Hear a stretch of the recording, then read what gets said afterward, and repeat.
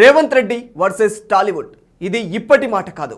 తెలంగాణ సీఎంగా రేవంత్ రెడ్డి ప్రమాణ స్వీకారం చేసిన నాటి నుంచి సినీ పెద్దలతో రేవంత్ రెడ్డి ఫైటింగ్ జరుగుతూనే ఉంది. హైడ్రా ఎపిసోడ్లో నాగార్జునకు సంబంధించిన కన్వెన్షన్ కూల్చివేత, సంధ్యా థియేటర్ తొక్కిసలాట ఘటనలో అల్లు అర్జున్ అరెస్ట్ తర్వాత మరింత రచ్చ జరుగుతోంది. ఆ తర్వాత కొన్నాళ్ల పాటు ఈ వివాదాలు కాస్త తగ్గినట్టే కనిపించినా అదంతా బయటకు కనిపిస్తున్న డ్రామానే అని గద్దర్ అవార్డు వేదికలు నిరూపిస్తూ ఉన్నాయి. ఎందుకంటే అల్లు అర్జున్ ఈ ఈవెంట్కు వచ్చాడు, కానీ మెగాస్టార్ చిరంజీవి మాత్రం రాలేదు.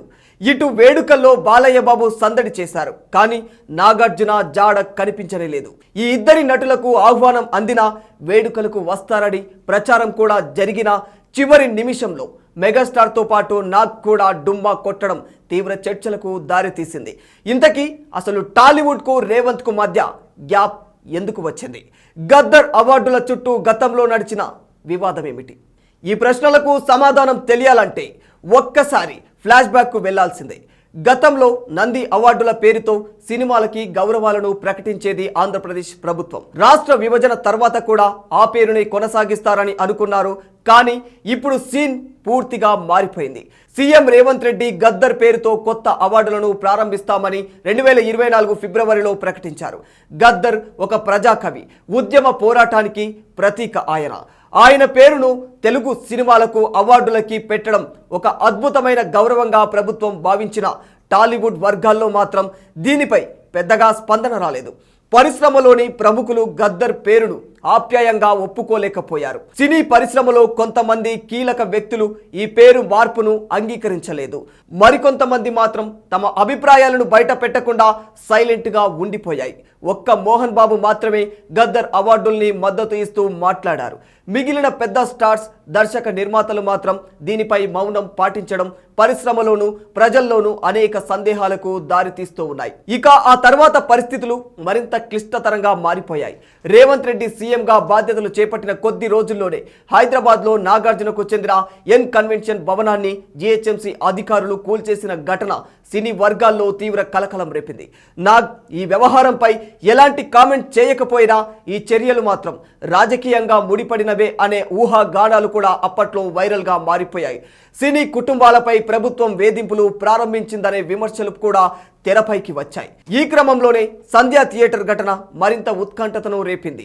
అల్లు అర్జున్ నటించిన పుష్ప 2 సినిమాకి సంబంధించిన మూవీ షో సందర్భంగా సంధ్యా థియేటర్ ముందు భారీ తొక్కిసలాట జరిగింది.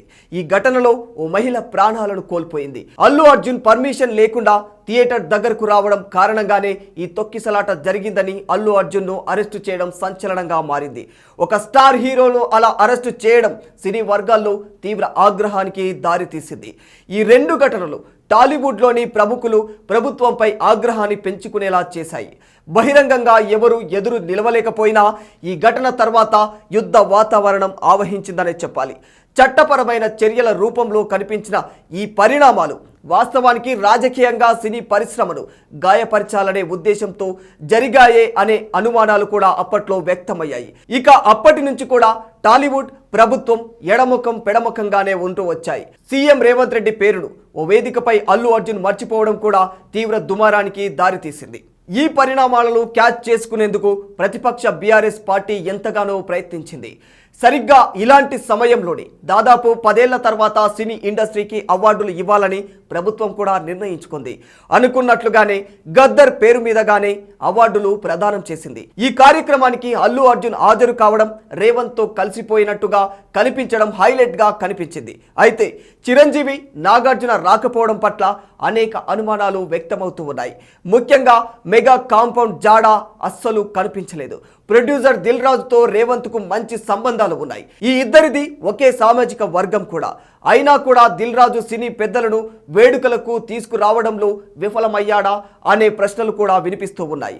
ఏది ఏమైనా ఈ అవార్డు ఫంక్షన్కు ప్రముఖులు రాకపోవడం, కేవలం అవార్డు దక్కిన నటులే వేడుకలో ఎక్కువగా కనిపించడం బిగ్ డిబేట్కు కారణమైందనే చెప్పాలి.